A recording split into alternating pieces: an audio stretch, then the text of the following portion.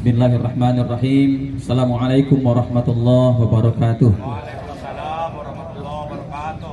Alhamdulillah wassalatu wassalamu ala Rasulillah ala Sayyidina Muhammad ibnu Abdillah. Yang sama-sama kita hormati Bapak Kasubag, Bapak penyelenggara zakat dan wakaf, Bapak pengawas.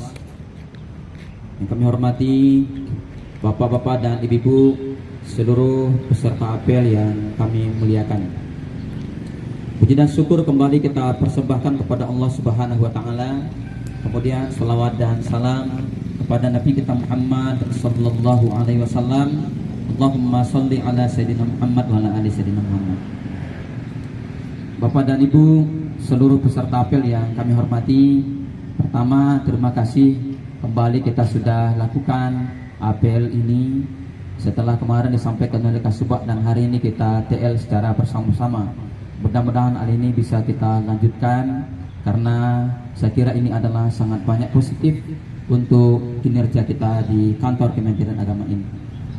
Yang kedua, informasi yang kami sampaikan tentu berkaitan dengan penyelenggaraan haji dan umroh sebagaimana yang kita lihat dalam Undang-Undang Nomor 8 Tahun 2019 tentang penyelenggaraan haji dan umroh.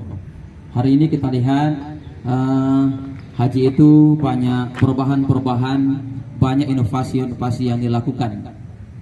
Dan sebagai informasi kepada kita semua bahwa saat ini masih ada lagi jamaah dari Sumatera Barat yang masih berada di Madinah untuk gelombang yang kedua. Salah satu dari yang tinggal di Madinah itu masih ada satu orang lagi jamaah kita dari Pasaman Barat, Bapak Sahar Buyung Rudat dari Simpang 3, Kecamatan Luhak Nandu. Kemarin kami dapat informasi seharusnya beliau karena dulu berada di gelombang pertama itu Madinah, Makkah, dari Makkah seharusnya sudah terbang ke Indonesia. Namun 10 menit menjelang kami terbang, ternyata beliau tidak diizinkan untuk terbang karena dalam kondisi sakit. Sehingga kami pun tidak tahu proses, sudah di dalam pesawat sudah mau terbang baru kami tahu kalau dia itu tinggal di Jeddah.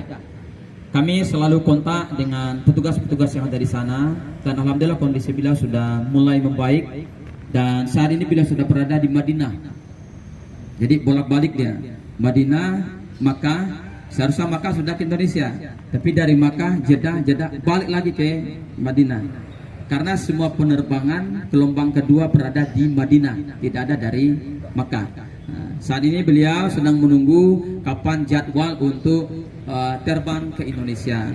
Kita doakan bersama-sama mudah-mudahan beliau segera sembuh dan bisa kembali ke tanah air dalam keadaan selamat. Amin ya rabbal alamin. Ini banyak suka dan duka beliau. Kami selalu telepon karena anaknya ada lebih dari 9 orang anaknya. Kami selalu ditelepon karena yang mendampingi beliau itu istri yang kedua. Istri pertama sudah meninggal, maka yang mendampingi istri kedua. Istri kedua tidak ada anaknya. Beliau tidak punya anak. Sehingga setelah beliau pulang itu kami selalu ditelepon. Yang menjadi pandangan negatif bagi keluarga adalah bahwa mengko istrinya pulang, suaminya ditinggal begitu di sini. Nah, ini tugas kami sudah sampaikan kepada keluarga bahwa aturan di penyelenggaraan haji itu adalah siapa yang sakit dia tinggal. Kalaupun suaminya, kalaupun istrinya, walaupun anaknya terpaksa tinggal. Jadi ini juga perlu kami sampaikan kepada kita semua. Dan inilah salah satu akibat dari istri yang kedua. Jadi ada pandangan-pandangan yang miring itu ada. Mentang-mentang istri kedua dan mentang-mentang tidak punya anak sehingga ditinggalkan saja di sana. Tinggalkan saja di sana. Alhamdulillah karena kami sudah memberi penjelasan itu mereka sudah paham semua. Sudah paham sehingga tidak terjadi konflik antara keluarga lagi. Kemudian Bapak dan Ibu, dari evaluasi kami dalam penyelenggaraan haji ini banyak hal sebenarnya yang menjadi catatan penting bagi kami.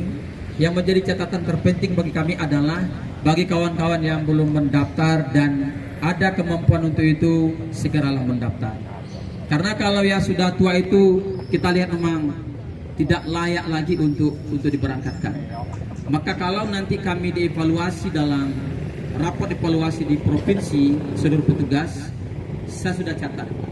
Salah satu yang saya catat adalah Permenkes nomor 15 tahun 2016 tentang istiqomah. Itu harus diberlakukan. Bayangkan kalau tahun ini hampir setiap kloter itu ada minimal 2 orang yang kami urus buang air besarnya. Maka sangat puaslah petugas tahun ini. Minimal 2 orang ada setiap kloter itu. Dia tidak bisa buang air besar, tidak bisa ke WC. Karena stroke dan sudah sangat tua. Kadang-kadang buang air besarnya pun di celana aja tidak tahu. Inilah yang harus kami selesaikan petugas. Sementara petugas yang khusus untuk itu tidak ada. Maka catatan kami adalah barangkali untuk ke depan perlu kita beri masukan kepada Dinas Kesehatan dan kepada Kementerian Agama agar Permenkes 15 2016 itu betul-betul diperlakukan.